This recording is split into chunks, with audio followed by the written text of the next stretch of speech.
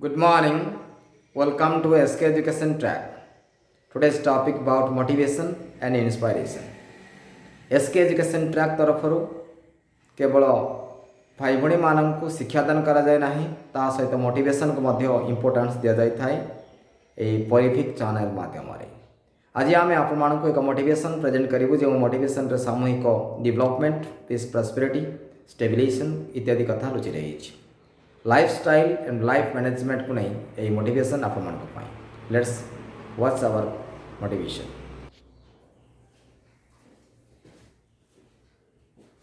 Topic रो ना रही दुईटी मूषार जीवन। गोटे मूषा सहरी मूषा आ गोटे हूँ गाँ मूषा। थरे यही दुई मूषा भितर भेट है। गाँवली मूषा सहरी मूषा को निमंत्रण करी घर को डाकिला। गाँ मूषा चिना बादाम खाइबा को देला, किंतु तले बसई खाइबा को देला। सहरी मूषा या पसंद कला नहीं। सहरी मूषा कहला गाँ मूषा को तू थरे सहरी के आसे मोर स्टाटस देखिबू। ए कथारे राजी होई गाँ मूषा सहरी मूषा पछरे चलिला। देखिला सहरी मूषार बड़ बड़ घर डाइनिंग रे से खाऊछि, तार लाइफस्टाइल पूरा अलग। एपरी देखी गाँ मूषा ताजुब हो गला। यहाँ पर सहरी मूषा कहला आमे डाइनिंग रे खाइबा।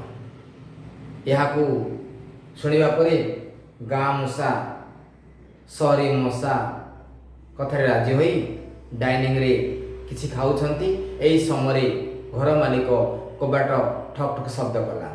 से समय सहरी मूषा कहला गाँ मूषा को तू देखे निजर सुरक्षा पर निजे चिंता करे। यहाँ पर गाँवली मूषा भाविला वास्तविक एमिति खाइबा समय विपद सूचना थिबा जगार मु न रहिबाटा भल। तेणु मोर चिना बादाम खाइबा दरकार, किंतु एठी अनेक खाद्य पनीर छेना मटन चिकेन खाइबा अपेक्षा चिना बादाम खाई रहिबाटा भल। कारण खाइबा समय जेतेबेले विपद आसुची, टेंशन आसुची, से खाइबार किछि मान न थाए। तेणु सहरी मूषा कथारे न पड़े गाँवली मूषा निज गाँ को फेरी आइछि। गपर विषय वस्तु होछि आमे जेउठे रहुना कहीं आमे मानववाद को इम्पोर्टान्स दे आगु चलिबा दरकार। डाइनिंग रे बसी मूषा केबे खाई नाही। जदि मूषा डाइनिंग रे बसी खाए ताहले मूषा किपरि खाउछे लोक आगामी दिन ता विश्वास करिवे नाही। तेणु आमे किपरि खाऊ, किपरि चलू, सेही चलिबा खाइबा भितरे मानववाद को गुरुत्व देवार आवश्यक रही। जेतेबेले मानववादर सीमा अतिक्रम करी आमे खाइबा, चलिबा, रहिबा, बसिबा, उठिबा सब प्रक्रिया रे अहेतुक परिवर्तन घटाऊ ताहले ता मानववादर ह्रासकरण को त्वरान्वित करिଥାଏ।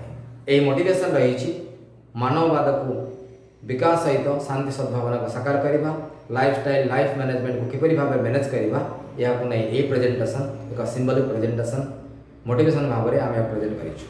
अंतर्निहित तत्व को बुझापी निवेदन presented by SK education track. Thanks for from SK foundation.